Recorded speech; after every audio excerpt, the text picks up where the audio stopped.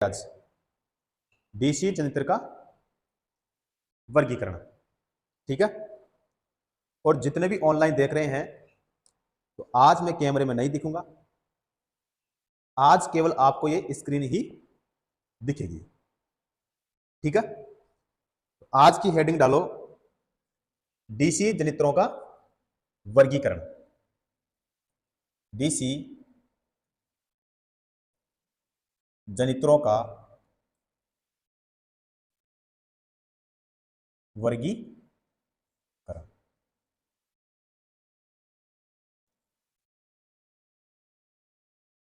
चलिए देखते हैं। डीसी जनित्रों का जो वर्गीकरण होता है वो दो प्रकार से होता है। कितने प्रकार से? दो प्रकार से। एक होता है प्राइम मूवर के आधार पे, प्राइम मूवर के आधार पर। प्राइम मूवर के आधार पे कितने प्रकार से होते हैं? तीन प्रकार से। पहला जो होता है हाइड्रो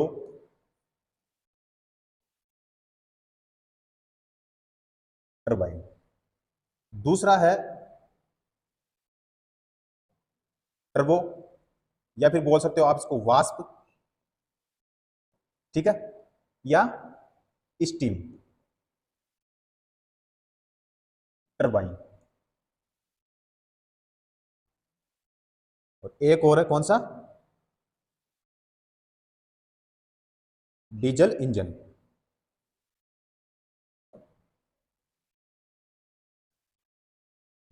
ठीक है। दूसरा है हमारे पास में उत्तेजना प्रणाली के आधार पर।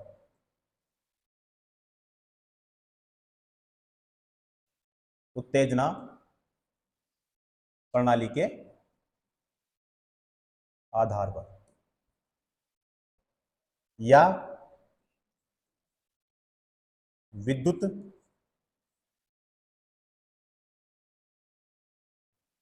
चुंबक के आधार पर, ठीक है। उत्तेजना प्रणाली के आधार पर या विद्युत चुंबक के आधार पर, ठीक है। अब विद्युत चुंबक के आधार पे, यानी जो उत्तेजना प्रणाली के आधार पे जो जनित्र का वर्गीकरण होता है वो यहां पे दो प्रकार से होता है। कितने प्रकार से? दो प्रकार से। पहला जो होता है वो होता है पृथक, पृथक या बाह्य, पृथक या बाह्य उत्तेजना, उत्तेजना प्रणाली, ठीक है। दूसरा जो होता है, दूसरा हो जाएगा स्व उत्तेजना प्रणाली। तो लिखो स्व उत्तेजना प्रणाली। अब स्व उत्तेजना प्रणाली के आधार पे यहां पे जो वर्गीकरण देखेंगे हम, कितने प्रकार से देखेंगे? तीन प्रकार से। पहला कौन सा होता है? तो पहला होता है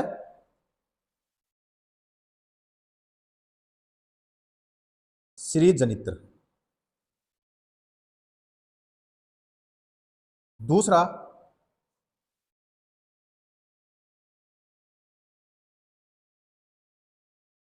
संट जनित्र,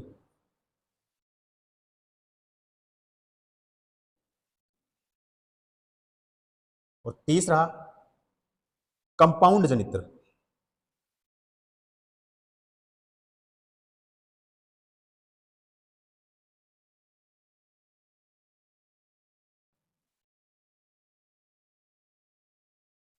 कंपाउंड जनित्र जो होते हैं वो कितने प्रकार से देखेंगे? दो प्रकार से। इसको मैं कर देता हूं थोड़ा छोटा, दिख रहा ना भाई? ठीक है।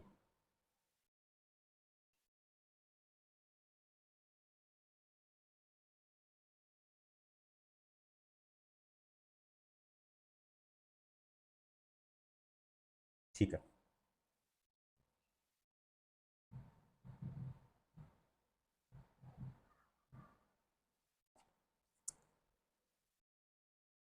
एक हो जाएगा कम्युलेटिव कंपाउंड जनित्र, कम्युलेटिव कंपाउंड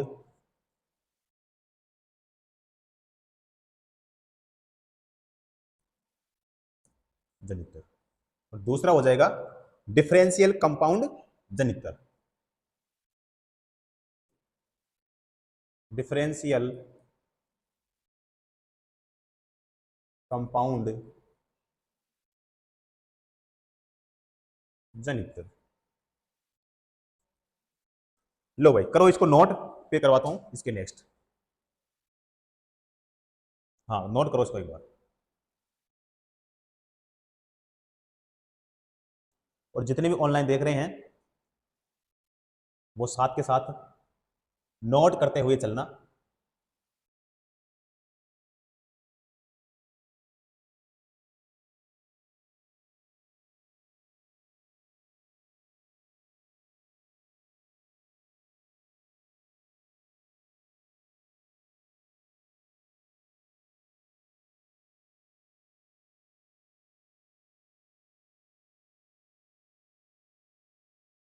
चलो ठीक है। अब देखो देशीय जनित्रों का वर्गीकरण कितने प्रकार से होता है? दो प्रकार से। पहला प्राइम मूवर के आधार पे और दूसरा उत्तेजना प्रणाली के आधार पे। यहाँ पे सबसे पहले जो हम बात करेंगे वो करेंगे हम उत्तेजना प्रणाली के आधार पर या फिर विद्युत चुंबक के आधार पर। अब विद्युत चुंबक के आधार पे यानी जो उत्तेजना प्रणाली के आधार पर जो देशीय जनित्र का वर्गीकरण होता है वो कितने प्रकार से होता है? दो प्रकार से। पहला कौन सा? यहाँ पे पृथक यानी बाह्य उत्तेजना प्रणाली के आधार पे हम सबसे पहले देखेंगे। दूसरा जो देखेंगे हम वो स्व उत्तेजना प्रणाली के आधार पर हम देखेंगे। स्व उत्तेजना प्रणाली के आधार पे ये जो डीसी जनरेटर होते हैं कितने प्रकार के होते हैं भाई? तीन प्रकार के होते हैं। ठीक है, तो पहला कौन सा? श्रेणी जनित्र, दूसरा संट और तीसरा कंपाउंड। कंपाउंड में हम कितने प्रकार से देखेंगे? दो प्रकार से देखेंगे, कम्युलेटिव कंपाउंड जनित्र और डिफरेंशियल कंपाउंड जनित्र। ठीक है, अब सबसे पहले हम बात करेंगे पृथक उत्तेजना प्रणाली के आधार पर। हेडिंग डालो पृथक उत्तेजना प्रणाली के आधार पर। ठीक है, या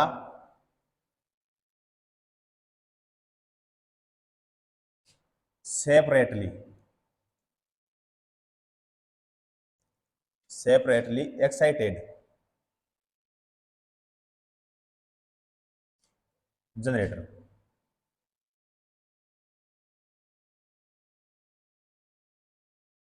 ठीक है, या फिर और क्या बोल सकते हो उसको?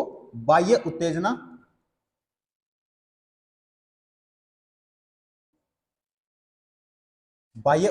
प्रणाली के आधार पर। अब देखो थोड़ा छोटा कर देता हूं भाई इसको ना, दिख रहा है क्या पीछे? पीछे दिख रहा है क्या? ठीक है, इसमें लिखो, एक लाइन लिखो पहले। इस जनित्र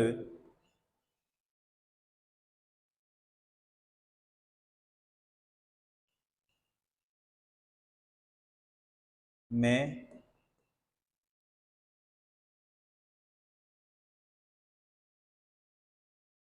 फीड वाइंडिंग को बाहरी स्रोत बाहरी स्रोत कौन सा? यानी बाहरी स्रोत से डीसी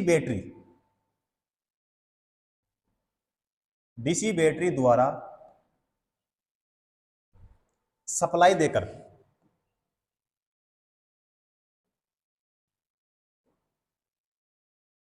सप्लाई देकर उत्तेजित किया जाता है, किया जाता है। यानी इसका मतलब यह है, इसका मतलब यह है, यह है हमारे पास में फीड वाइंडिंग, ठीक है। और इस फीड वाइंडिंग को यहां से क्या करते हैं, विभव प्रदान करते हैं। विभव किससे प्रदान करेंगे, बैटरी से, ठीक है। तो जैसे आप इस फीड वाइंडिंग को यहां पे विभव प्रदान करते हैं, तो इस फीड वाइंडिंग में क्या होता है, धारा का प्रवाह होता है। तो जैसे इस फीड वाइंडिंग में धारा का प्रवाह होगा, तो इसके चारों ओर क्या होगा भाई, चुंबकीय क्षेत्र स्थापित होता है, ठीक है। यह है हमारा आर्मेचर, यह है आर्मेचर का प्रतिरोध, और यह है लोड, ठीक है। और यहां से हम क्या लेते हैं भाई, यहां पे लिखो आर ए, आर्मेचर रेजिस्टेंस, यहां पे हो गया लोड, और यहां से हम ले लिए लोड वोल्टेज, ठीक है। ये हो जाएगा यहां पे ईजी। तो यहां पे क्या होता है कि जैसे इस फील्ड वाइंडिंग को एक स्थिर मान की बैटरी द्वारा जैसे विभव प्रदान करते हैं, तो इसमें धारा का प्रवाह होता है, और जैसे ही इसमें धारा का प्रवाह होगा, तो इसके चारों ओर क्या होगा, चुंबकीय क्षेत्र स्थापित होता है, ठीक है। जैसे चुंबकीय क्षेत्र यहाँ पे स्थापित होता है, तो ये जो चुंबकीय क्षेत्र है, ये किसको काटेगा, आर्मेचर को। आर्मेचर में क्या होते हैं, चालक होते हैं।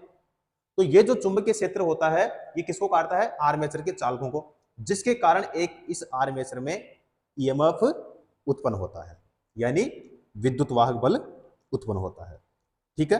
अगर मैं क्वेश्चन पूछूं आपको कि बताइए कि जो सेपरेटली जो जनरेटर होता है, उसमें एक बाहरी स्रोत की आवश्यकता होती है, और वो जो बाहरी स्रोत जो हम देते हैं, किसके द्वारा देते हैं, तो आप क्या बोलोगे, बैटरी द्वारा, ठीक है। यानी एक स्थिर मान की बैटरी द्वारा हम इसको विभव प्रदान करते हैं, ठीक है। तो ये हो गया ईजी, ठीक है। ये हो गया आर ए, यहां पे हो जाएगा ये लोड, ठीक है, ये प्लस और ये माइनस। तो यहां से एक इक्वेशन हम बनाते हैं कि ये है हमारा आर्मेचर, ठीक है। आर्मेचर को क्या बोल सकते हैं, और यहां पे ईजी, ईजी बोलेंगे भाई यहां पे ना। ये है आर्मेचर का प्रतिरोध,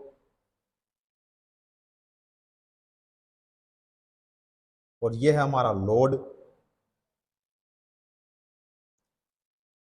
तो ये हो जाएगा हमारा आर ए, ये हो जाएगा आर एल, और यहां से हम क्या लेते हैं भाई, लोड वोल्टेज। चलो बार वाला साइन लेते हैं, तो ये हो जाएगा माइनस, ये हो जाएगा प्लस, ये हो जाएगा प्लस और ये माइनस, और फिर ये प्लस और ये माइनस, हो गया, ठीक है। इस आर्मेचर में से जो निकलने वाली धारा होती है, उसको आई ए, आई ए बोलेंगे भाई, ठीक है। और इस लोड में, लोड में यानी इसमें जो प्रवाहित धारा होती है, उसको क्या बोलते हैं, लोड धारा, यानी आई एल। वैसे मैं आगे बताऊंगा आपको। तो यहां पे अगर हम इक्वेशन इसकी बनाए, तो यहां पे क्या हो जाएगा, देखो इस आर्मेचर से धारा बाहर निकल रही है, किससे, प्लस के साइन से, ठीक है। तो यहां पे क्या लिखूंगा मैं, प्लस ई जी, ठीक है भाई। ईजी से प्लस से धारा बाहर, भाई ईजी से धारा प्लस से बाहर निकल रही है, तो हम साइन किसका लेंगे, प्लस का। तो प्लस ईजी बराबर आई ए आर ए, यही होगा, माइनस आर ए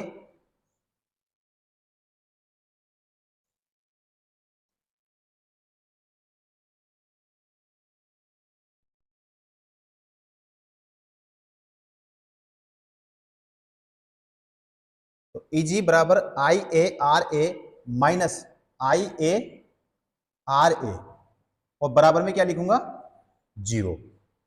अब यहां तक कोई दिक्कत है? अरे केवीएल का नियम नहीं पड़ेगा आप, केवीएल का, किरचॉफ वोल्टेज लो। हाँ, अगर वो चीज अगर आपको आती है तो यहाँ पे अच्छे से आपको समझ में आएगा। ठीक है, उसके बाद में क्या लिखूंगा, Eg minus I a R a, यही लिखूंगा, और बराबर में I a R a, sorry R a थोड़ी आएगा यहाँ पे आएगा आर एल। ठीक है, तो यहाँ पे वी एल बराबर Eg minus I a R a, यही होगा। ठीक है,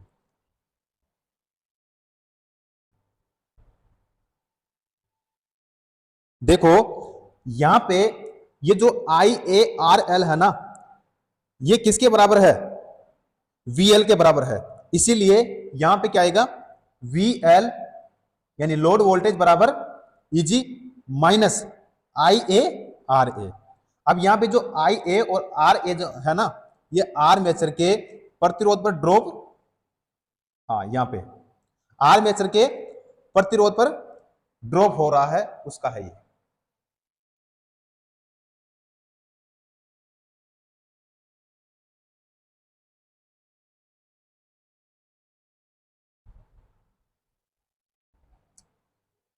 चलो करो इसको नोट।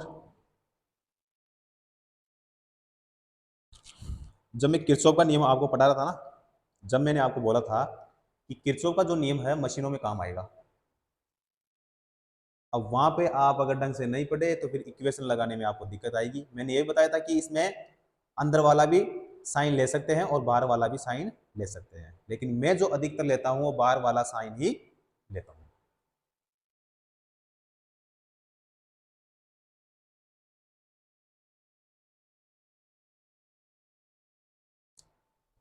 करो भाई, नोट करो फटाफट।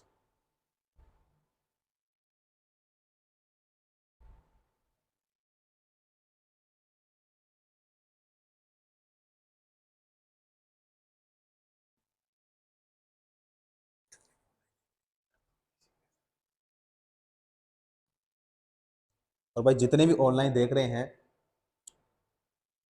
उन सबको थोड़ी आज परेशानी हो सकती है, क्योंकि आज कैमरे से शूटिंग नहीं हो रही है। मैं आप लोगों को दिख रहा नहीं हूं, हो सकता है थोड़ी सी आपको परेशानी हो, लेकिन क्या करें, आज थोड़ी सी सिचुएशन ऐसी है।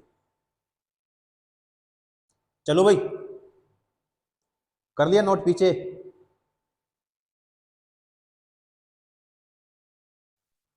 चलो अगला है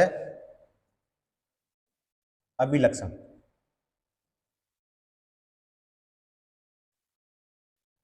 अभिलक्षण,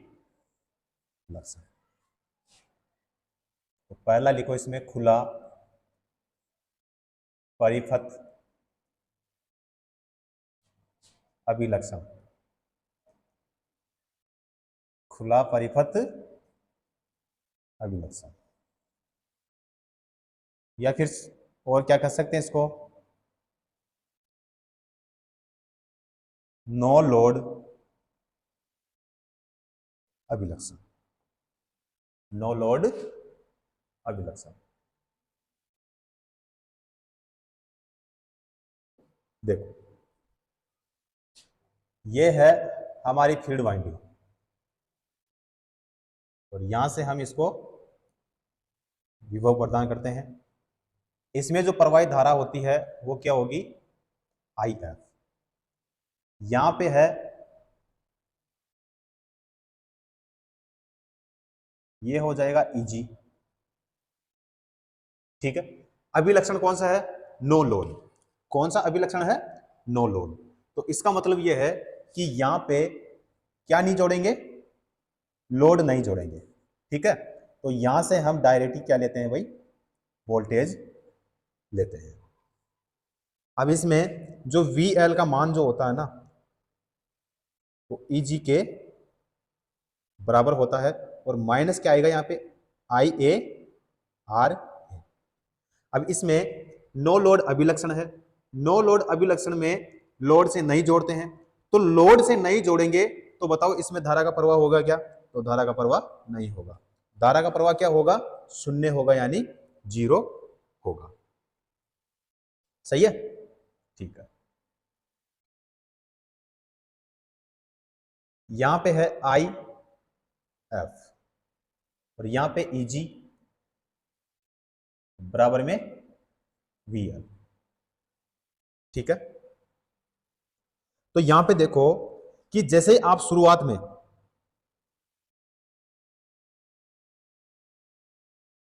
सप्लाई का मान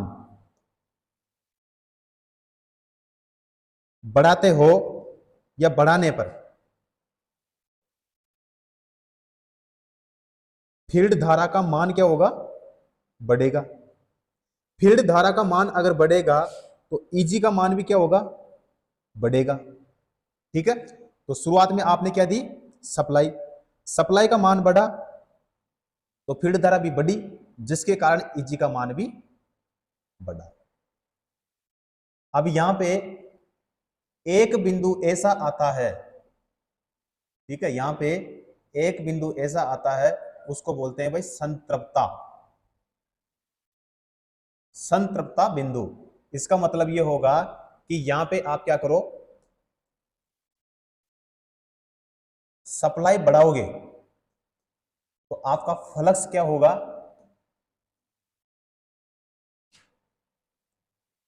नियत।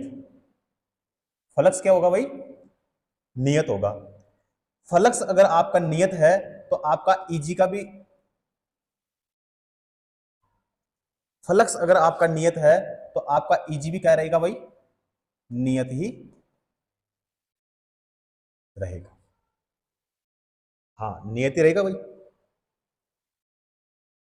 अब यहां से देखो, अगर आपको क्वेश्चन ऐसे पूछे कि धारा का मान बढ़ाने पर भी फ्लक्स का मान नहीं बढ़े, उस बिंदु को क्या कहते हैं, तो उस बिंदु को क्या कहते हैं, संतृप्ता बिंदु बोलते हैं, ठीक है। जहां पे धारा का मान बढ़ाने पर भी फ्लक्स का मान नहीं बढ़े, उस बिंदु को क्या कहते हैं, संतृप्ता, उस बिंदु को क्या कहते हैं, संतृप्ता बिंदु कहते हैं, ठीक है।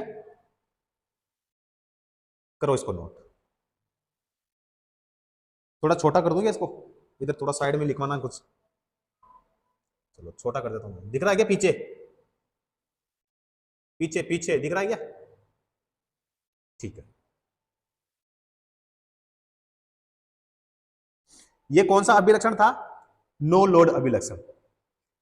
अब लिखो, इधर लिख लेना भाई ना, एक सेकेंड।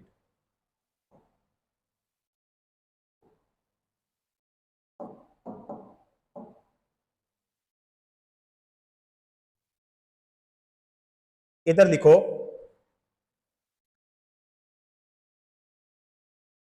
लोड अभिलक्षण,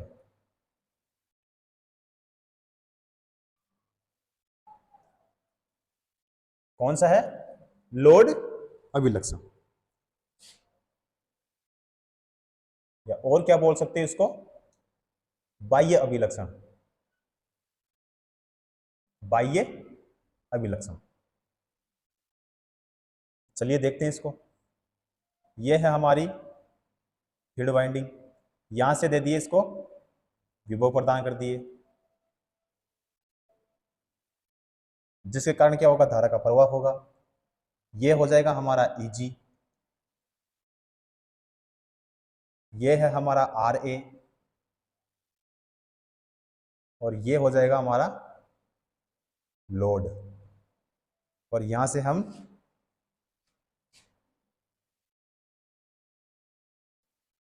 लोड वोल्टेज लेते हैं, ठीक है। तो इसमें वी एल बराबर ई जी माइनस आई ए आर ए। इसका मतलब यह है, एक डायग्राम और बनवाता हूं, एक अभिलक्षण और बनाते हैं। बनाते हैं ना।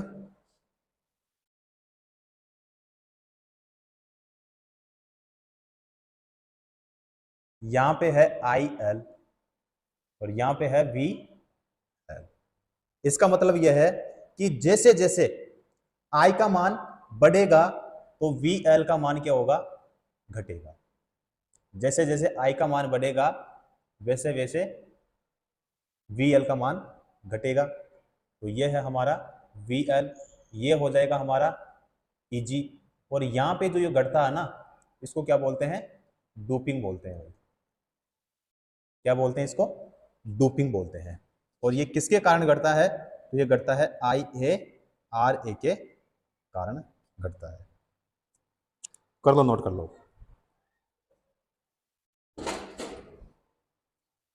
करो भाई, नोट करो फटाफट।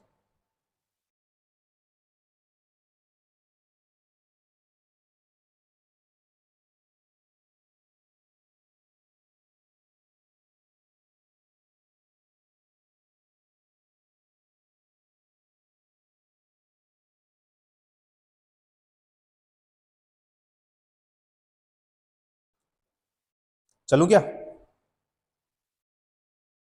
ठीक है। अब बात करेंगे भाई स्व उत्तेजित जनित्र की, यानी सेल्फ एक्साइटेड जनरेटर की। तो लिखो स्व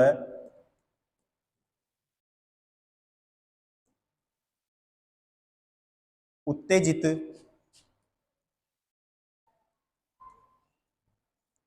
जनित्र। इंग्लिश में क्या बोलेंगे इसको, सेल्फ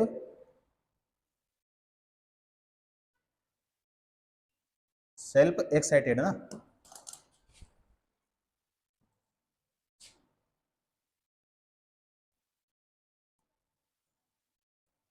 जनरेटर।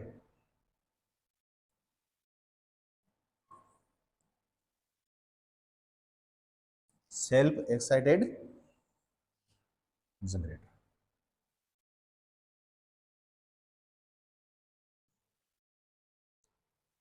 तो इसमें लिखो भाई, पहली लाइन लिखो इसमें, है ना, इस जनित्र में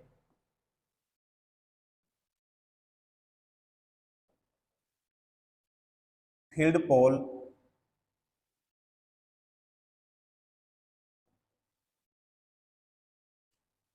को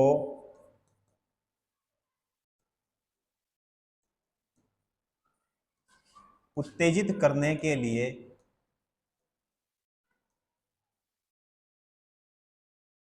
बाह्य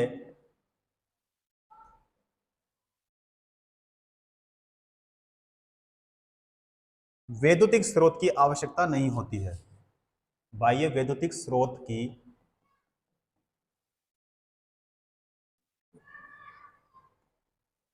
आवश्यकता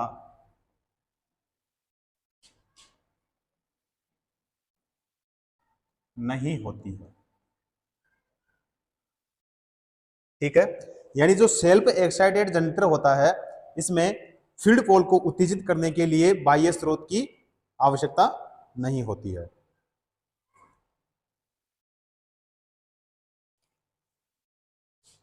अगली लाइन लिखो, इस प्रकार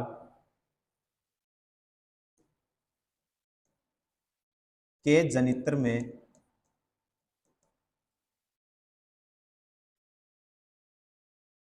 चुंबकीय क्षेत्र स्थापित करने के लिए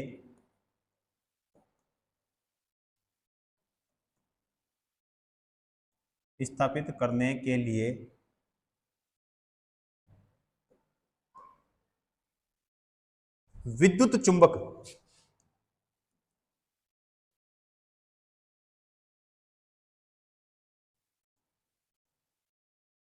चुंबक प्रयोग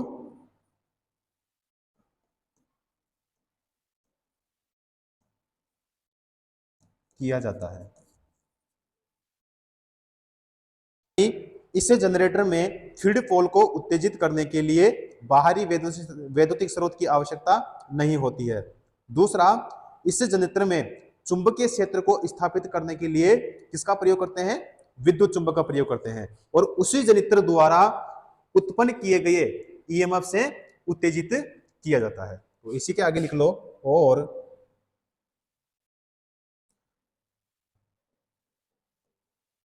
उसी जनित्र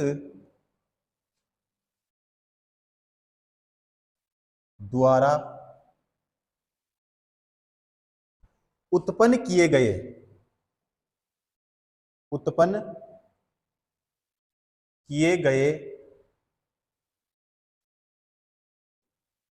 ईएमएफ से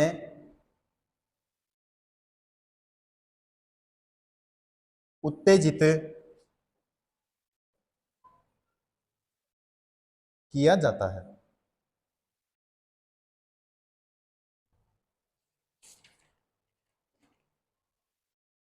अब यहां तक करो इसको नोट, फिर करते हैं नेक्स्ट।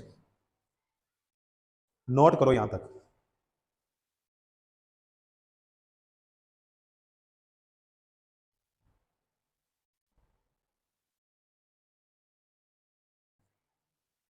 तो स्व उत्तेजित जनित्र जो होता है ये दो प्रकार के होते हैं। लिखो, यह दो प्रकार के होते हैं।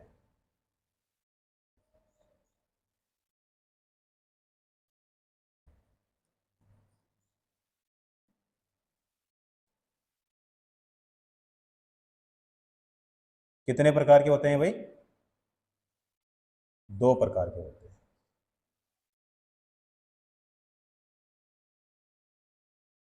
पहला होता है स्थायी चुंबक। पहला कौन सा होता है? स्थायी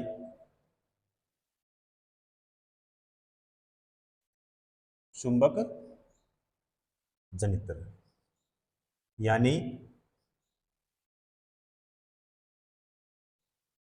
परमानेंट मैग्नेटिक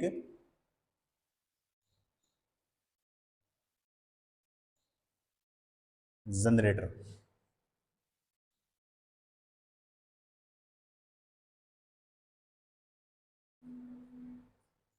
और दूसरा कौन सा हो जाएगा? विद्युत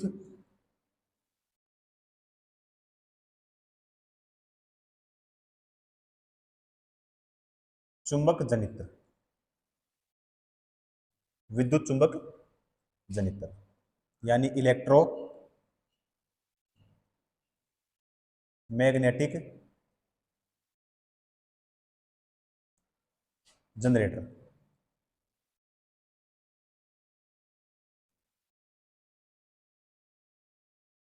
ठीक है। स्थायी चुंबक जो जनित्र होता है, यानी जो परमानेंट मैग्नेटिक जो जनरेटर होता है, इसमें लिखो एक लाइन, इसमें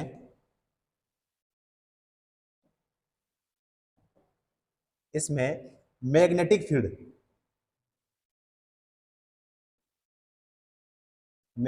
फील्ड, यानी चुंबकीय क्षेत्र, यानी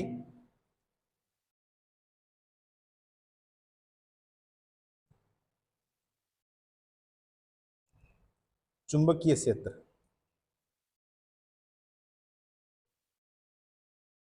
स्थापित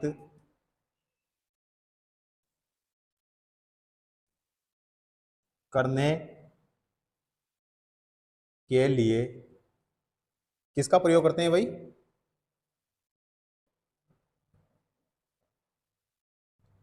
स्थायी चुंबक का। किसका प्रयोग करते हैं? स्थायी चुंबक का। और इसमें तो लिखो, इसमें मैग्नेटिक फील्ड यानी चुंबकीय क्षेत्र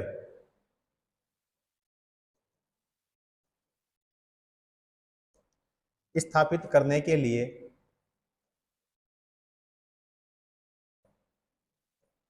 किसका प्रयोग करते हैं भाई? विद्युत चुंबक का। विद्युत चुंबक का प्रयोग करते हैं। थोड़ा छोटा कर दूंगा इसको ना।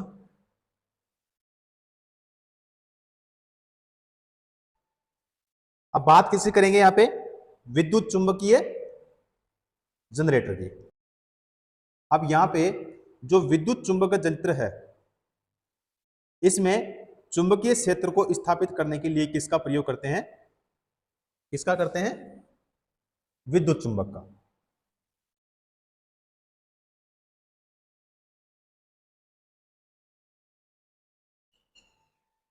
अब यहां पे जो विद्युत चुंबक जनित्र है, इसमें चुंबकीय क्षेत्र स्थापित करने के लिए किसका प्रयोग करते हैं, विद्युत चुंबक का।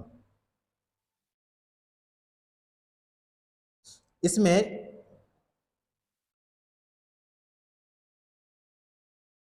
फील्ड वाइंडिंग के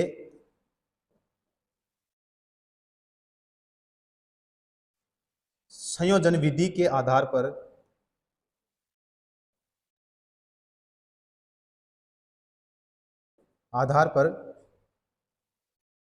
तीन प्रकार से हम यहां पे जनरेटर के बारे में बात करेंगे, जिसमें पहला कौन सा होगा, श्रेणी जनित्र, दूसरा शंट जनित्र, और तीसरा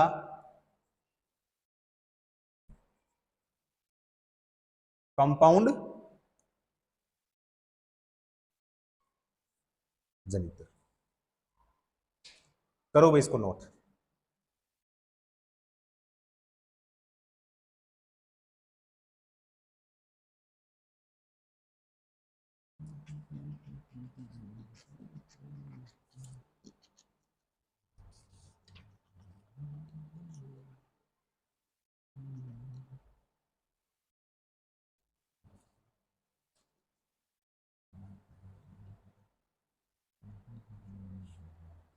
फील्ड वाइंडिंग के संयोजन की विधि के आधार पर तीन प्रकार के जनरेटर होते हैं। पहला कौन सा, श्रेणी, दूसरा शंट और तीसरा कंपाउंड। डीसी जनरेटर में कौन सा, डीसी सीरीज जनरेटर। तो हेडिंग डालो डीसी श्रेणी जनित्र, यानी डीसी सीरीज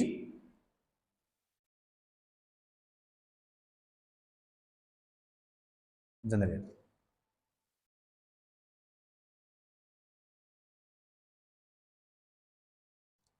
देखते हैं भाई डीसी सीरीज जनरेटर क्या होता है। इसमें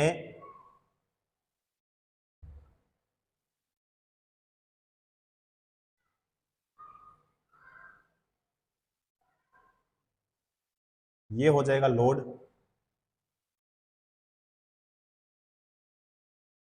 ये है फील्ड वाइंडिंग, और ये है आर्मेचर। इसमें लिखो एक लाइन आप, इस जनरेटर में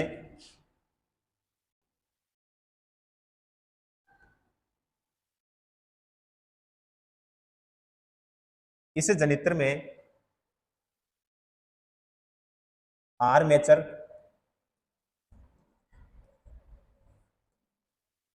एक फील्ड वाइंडिंग,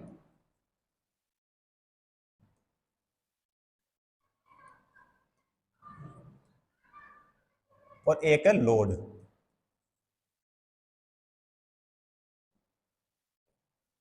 तीनों कौन से क्रम में है,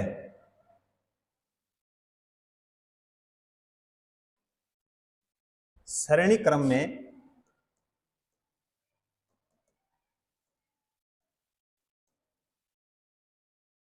होते हैं। इसमें जो ये सीरीज फील्ड वाइंडिंग जो होती है ना, सीरीज फील्ड वाइंडिंग, ये सीरीज फील्ड वाइंडिंग मोटे तार की होती है, मोटे तार और कम लपेट की। मोटा तार है तो इसका प्रतिरोध क्या होगा, तो इसका प्रतिरोध क्या होता है भाई, कम। इंडक्टेंस का मान क्या होता है, तो इंडक्टेंस का मान क्या होता है इसमें, अधिक। हाँ अधिक होता है भाई। थोड़ा छोटा कर देता हूं भाई मैं इसको, यहां पे ले लेता हूं इसको, है ना।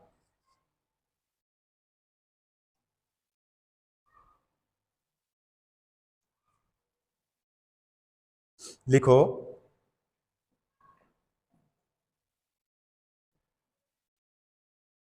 इस जनित्र को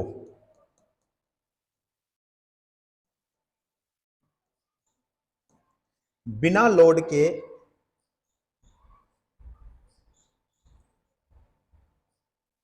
बिना लोड के नहीं चलाना चाहिए, नहीं चलाना चाहिए, क्योंकि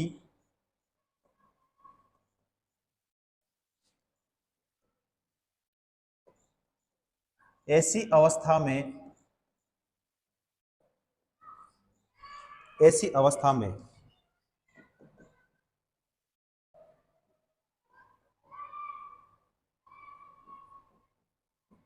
ओपन सर्किट यानी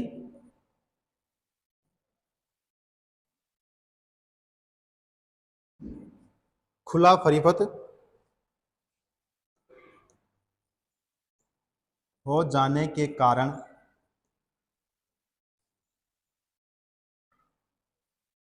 प्राप्त ईएमएफ या धारा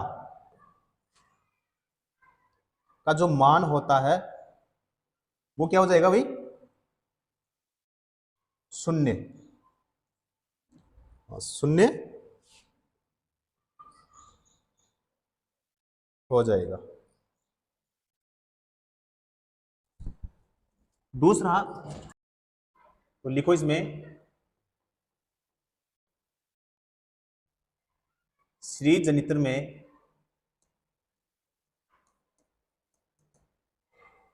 फील्ड वाइंडिंग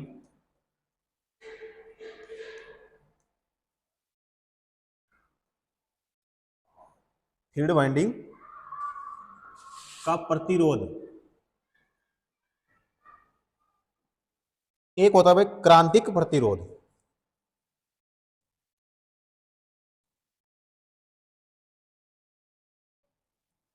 क्रांतिक प्रतिरोध से क्या होता है भाई, कम होता है, से कम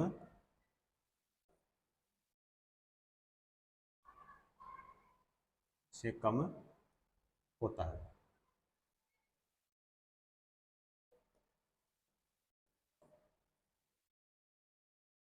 लिखो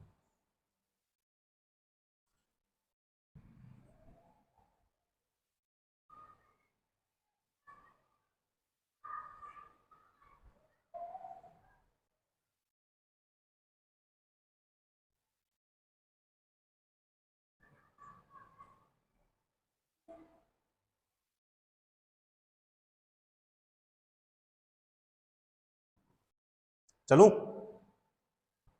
ठीक है।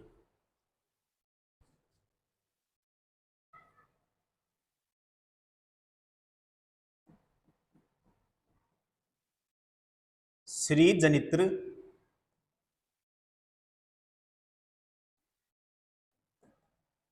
होने के कारण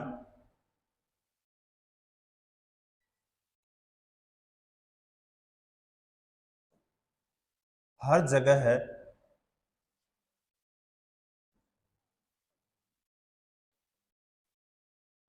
धारा का मान क्या होता है भाई? एक समान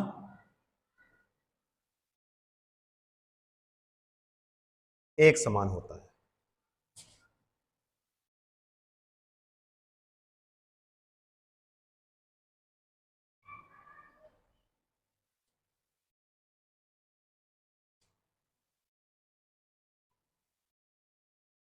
ये हो जाएगा हमारा Eg।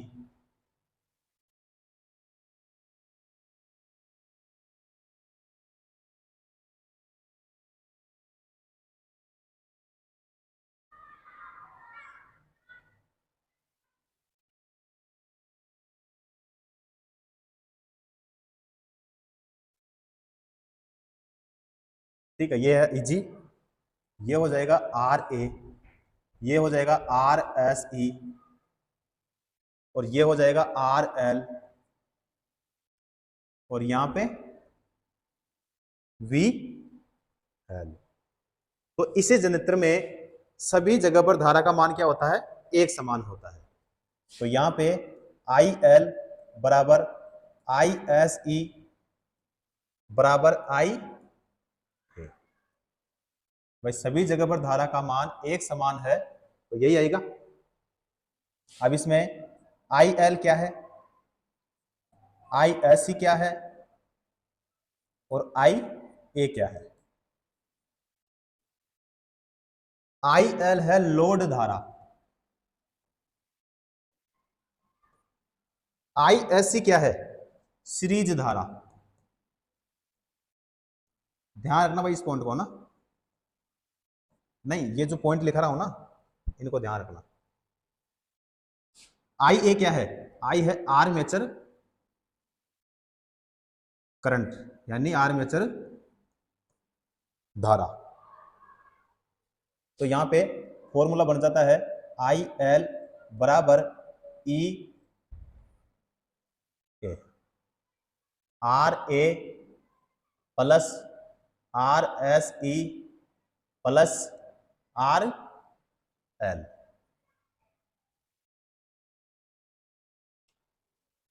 अब इसमें देखो,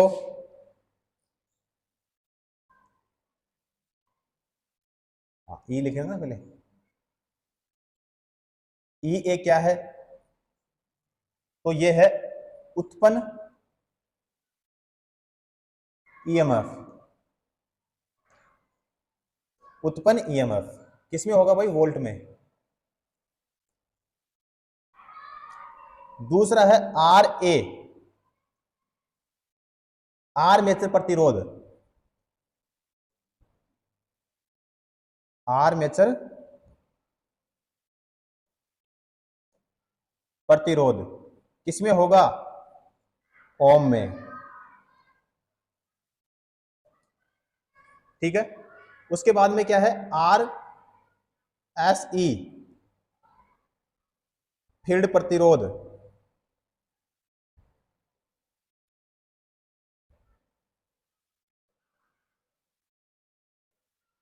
फील्ड प्रतिरोध ये भी किसमें होगा भाई? ओम में।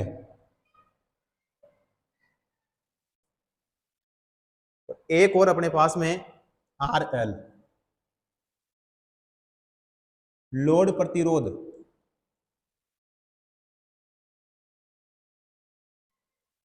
लोड प्रतिरोध, और ये भी किसमें होगा?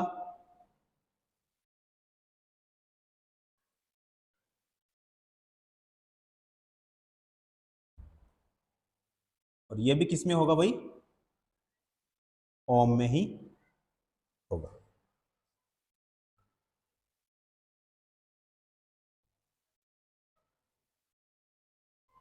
इसी जनित्र को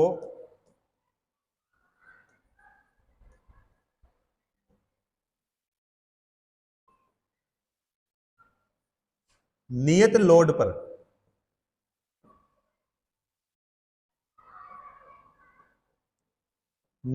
पर ही चलाना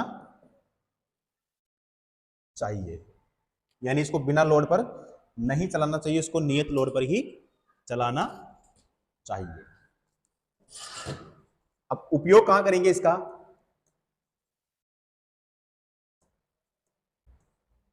उपयोग जो है डीसी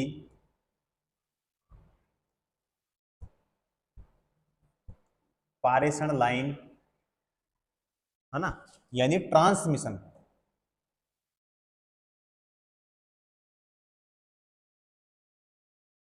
ट्रांसमिशन लाइन में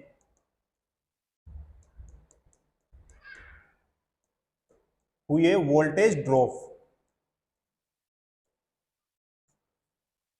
को पूरा करने, एक मिनट भाई थोड़ा छोटा कर देता हूं इसको ना, डीसी पारेषण लाइन यानी ट्रांसमिशन लाइन में हुए वोल्टेज ड्रॉप को पूरा करने के लिए बूस्टर के रूप में प्रयोग किया जाता है। वोल्टेज ड्रॉप को पूरा करने के लिए किसके रूप में करते हैं भाई?